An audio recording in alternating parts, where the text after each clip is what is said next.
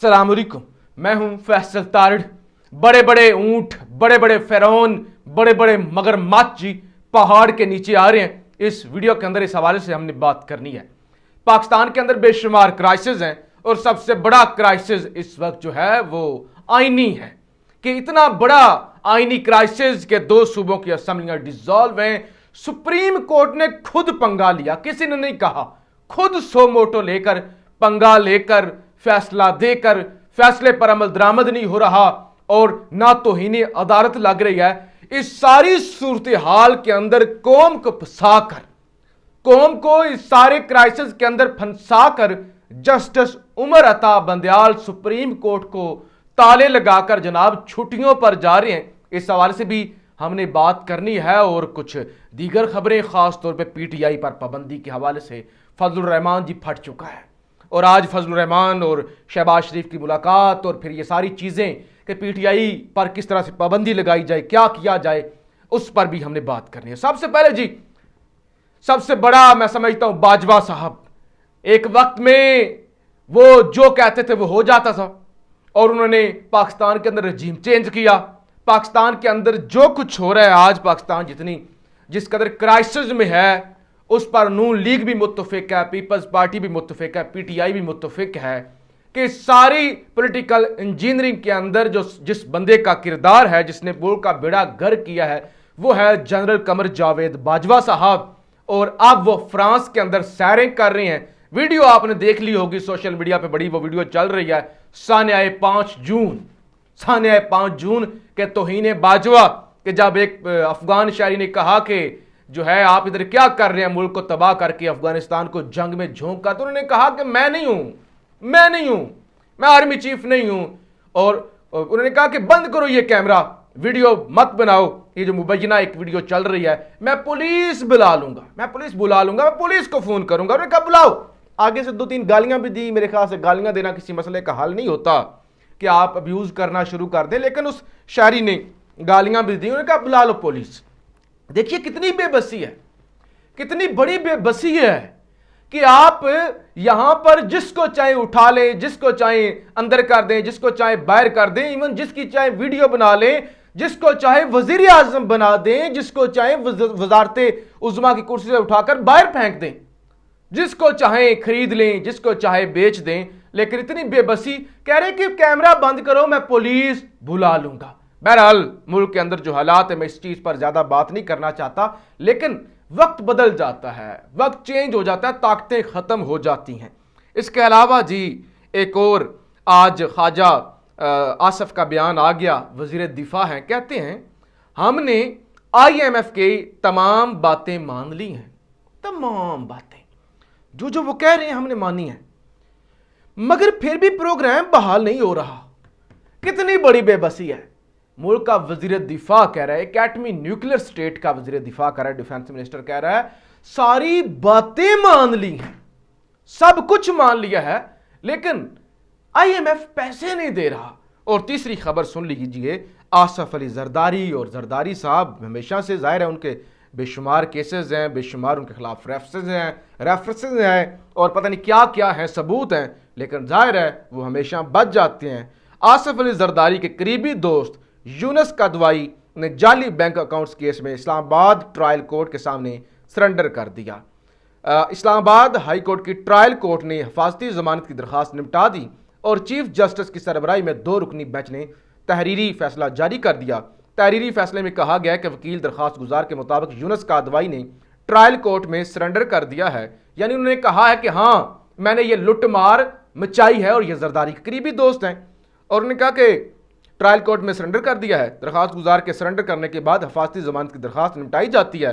यूनुस कादवाई ने कनाडा से वापस वतन पहुंचकर ट्रायल कोर्ट में सरेंडर किया। यूनुस कादवाई के खिलाफ 6 रेफरेंस जेर समात थे। नैब तरमीमी एक्ट के तहत 3 रेफरेंस नैब को वापस हो चुके हैं, जबकि यूनुस कादवाई के खिलाफ 3 रेफरेंस एहतसाब अदालत में जेर समात हैं। ताहम इस पर नैब ने अदालत को बयान दिया कि जेर समात 3 रेफरेंस में यूनुस कादवाई की गिरफ्तारी मतलूब नहीं, इसलिए यूनुस कादवाई की हिफाजती जमानत मंजूर कर ली गई। वाज़ेह है कि यूनुस कादवाई के खिलाफ mega money laundering, pink residency और सिंध बैंक रेफरेंस जेर समात है। एहतसाब अदालत के जज मोहम्मद बशीर 8 جون کو جو ہے وہ اس پر وہ مزید سماعت کریں گے۔ بہرحال جی یہ زرداری صاحب کے قریبی ساتھی ہیں جنہوں نے سرنڈر کیا ہے، جنہوں نے تسلیم کیا کہ ہاں میں نے لوٹ مار مچائی ہے، ہاں میں نے کرپشن کی ہے۔ خبر سنیے گا، الیکشن کا فیصلہ کرنے سے پہلے دیکھنا ہوگا ملک کو نئے ہنگاموں کی بھینٹ چڑھانا ہے یا معیشت کو کھڑا کرنا ہے۔ الیکشن کب ہوں گے یہ پی ڈی ایم کا متفقہ فیصلہ ہوگا، فضل الرحمان۔ یعنی الیکشن کروانے کا کوئی ارادہ نہیں، کہتے ہیں کہ الیکشن کروا کے دیکھنا ہے کہ کسی نئے بندے کے ملک نہ ہاتھ آ جائے، کسی نئے بھینٹ نہ چڑھا دیں، لہٰذا معیشت کو ہم نے کھڑا کرنا ہے، ہم نے الیکشن نہیں کروانے۔ ذرا اندازہ کریں، ڈکٹیٹرز بھی ایسی کھلم کھلا بات نہیں کیا کرتے تھے، وہ بھی لارا لگاتے تھے کہ الیکشن ہوگا، الیکشن کروائیں گے، 12 سال نہیں ہوتے تھے۔ لیکن فضل الرحمان کہہ رہا ہے کہ ملک کو کسی نئی بھینٹ چڑھانا ہے یا معیشت کو کھڑا کرنا ہے، اس لیے الیکشن کے حوالے سے ہم پھر فیصلہ جو ہے وہ کر لیں گے۔ اچھا، پاکستان کے اندر ذرا نظام انصاف دیکھیے، سابق وزیر اعظم جن کی جان کو خطرات ہیں، جن پر حملہ ہو چکا ہے، جن پر بے شمار کیسز ہیں، ان کو عدالت گاڑی لانے کی اجازت نہیں ہوتی، وہ پیدل چل کے جاتے ہیں اور آگے پیچھے ان کے وہ ساری سیکیورٹی والے ہوتے ہیں۔ لیکن صحافی محسن بیگ کی اسلام آباد ہائی کورٹ آمد، صحافی کو 2 گاڑیاں ہاتھائے عدالت میں لانے کی اجازت مل گئی۔ ذرا اندازہ کریں، سابق وزیر اعظم کو گاڑیاں لانے کی اجازت نہیں ہوتی، پیدل جاتے ہیں، لیکن محسن بیگ جو کہ ممکنہ طور پہ اگلے نگران وزیر اعظم بھی ہو سکتے ہیں، ان کی گاڑیاں اندر جا سکتی ہیں۔ اچھا جی، اس کے علاوہ ذرا ایک بڑی خبر میں آپ کے سامنے رکھ دوں کہ ایک تو خبر یہ آئی ہے کہ پی ٹی آئی رہنما میاں محمود الرشید جوڈیشل ریمانڈ پر جیل روانہ ہو گئے، تو ان کو جوڈیشل کر دیا گیا ہے اور اب وہ جیل میں ہے۔ ہو سکتا ہے جوڈیشل جب انسان ہو جاتا تو پھر اس کی ضمانت بھی ہو سکتی ہے۔ سپریم کورٹ نے 15 جون سے 11 ستمبر تک، 15 جون سے جون بھی گزر گیا، جولائی بھی گزر گیا، اگست بھی گزر گیا، ستمبر، 3 مہینے سے زیادہ کا وقت بنتا ہے، 11 ستمبر تک 3 ماہ کی چھٹیوں کا اعلان کر دیا۔ چیف جسٹس پاکستان عمر عطا بندیال نے سپریم کورٹ کے ججز کے لیے موسم گرما کی تعطیلات کی منظوری دے دی۔ سپریم کورٹ کے رجسٹرار نے چھٹیوں کا نوٹیفکیشن جاری کر دیا۔ کچھ سمجھ آئی ہے آپ کو؟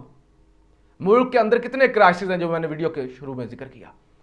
یہ رول اینڈ پروسیجر کیس، آپ کا وہ آڈیو لیک کمیشن والا کیس، از خود نوٹس لینے والا کیس، وہ بھی رول اینڈ پروسیجر، اور سب سے بڑا کے پی کے اور پنجاب کے اندر وہ فیصلہ جو خود پنگا لے کر چیف جسٹس عمر عطا بندیال نے فل کورٹ بھی نہیں بنایا، فیصلے پر فیصلے دیتے گئے، عمل درآمد نہیں ہوا۔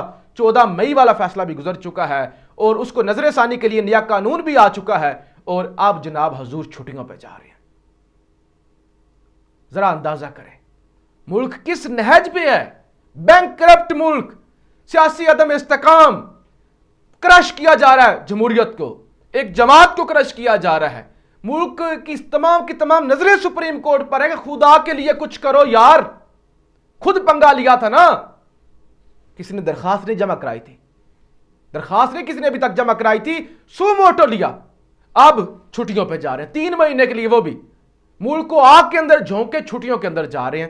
خیر جی، اس پہ خان کا ٹویٹ آ چکا ہے، کیا کہہ سکتے ہیں یار، کیا اس پہ بات ہو سکتی ہے۔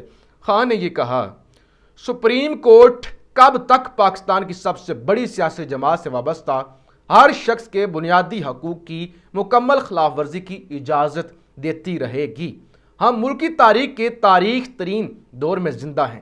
تحریک انصاف کے خلاف نازی جرمنی کے دور کی طرز پر جو ہے وہ کسی ایک فرد پر کسی جرم کا ارتکاب کے الزام میں پورے خاندان، برادری، اہل خانہ کو سزا دینے کی وحشیانہ رسم بطور ہتھیار استعمال کی جا رہی ہے۔ وہ ممالک جن میں یہ ظالمانہ قانون نافذ کیا گیا، ان میں سٹالن کے روس، شمالی کوریا اور ثقافتی انقلاب کے دوران چین جیسی مطلق العنان ریاستیں شامل ہیں۔ تو انہوں نے کہا یہ تو یہ جو ڈکٹیٹر تھے بڑے بڑے دنیا کے اندر، اس دور میں اس طرح کے قوانین ہوتے تھے، تو سپریم کورٹ کب تک اس کی اجازت دیتی رہے گی؟ جس طرح سے میاں اظہر جو کہ حماد اظہر کے والد ہیں، ان کو اغوا کر لیا گیا، پھر رات کو اپنا ندیم افضل چند صاحب جو کہ پیپلز پارٹی کے ہیں، ان کے بھائی جو ہیں پی پی 68 سے، وہ پی ٹی آئی میں، ان کے والد جو ہے وہ افضل گوندل صاحب، افضل چند صاحب، ان کو گرفتار کر لیا گیا۔ ذرا اندازہ کریں یہ کچھ اس ملک کے اندر ہو رہا ہے، اور سپریم کورٹ جناب چھٹیوں پر جا رہی ہے۔ ایک اور خبر میں آپ کے سامنے رکھ دوں، حالانکہ وہ مجھے یاد نہیں رہا. میں نے ایک ویڈیو بڑی قریب سے دیکھی، وہ جو باجوہ صاحب کی ویڈیو ہے، سانحہ 5 جون جس کو کہا جا رہا ہے، وہ انہوں نے بیگ پکڑا ہوا تھا اور اپنی بیوی کا، اور وہ چل رہے تھے، اور بڑی میں نے کہا کہ واہ کیا بات ہے، میاں بیوی کی کیا محبت ہے. مشرقی مرد تو بیگ شیگ نہیں پکڑتے، لیکن خیر باجوہ صاحب نے بیگ شیگ بھی پکڑا ہوا تھا. اگر عدالت سمجھتی ہے پی ٹی آئی پر پابندی ہونی چاہیے تو خس کم جہاں پاک. مولانا فضل الرحمان. پاکستان ڈیموکریٹک موومنٹ کے سربراہ مولانا فضل الرحمان کا کہنا ہے کہ پاکستان تحریک انصاف نے ریاستی اداروں پر حملہ کیا، آرمی ایکٹ تو حرکت میں آئے گا، پابندی کا فیصلہ عدالت کو کرنا ہے. اگر عدالت سمجھتی ہے پابندی ہونی چاہیے تو خس کم جہاں پاک. یہ لاہور کے اندر میڈیا سے گفتگو کرتے ہوئے مولانا فضل الرحمان کا کہنا تھا. الیکشن کب ہوں گے یہ پی ڈی ایم کا متفقہ فیصلہ ہوگا.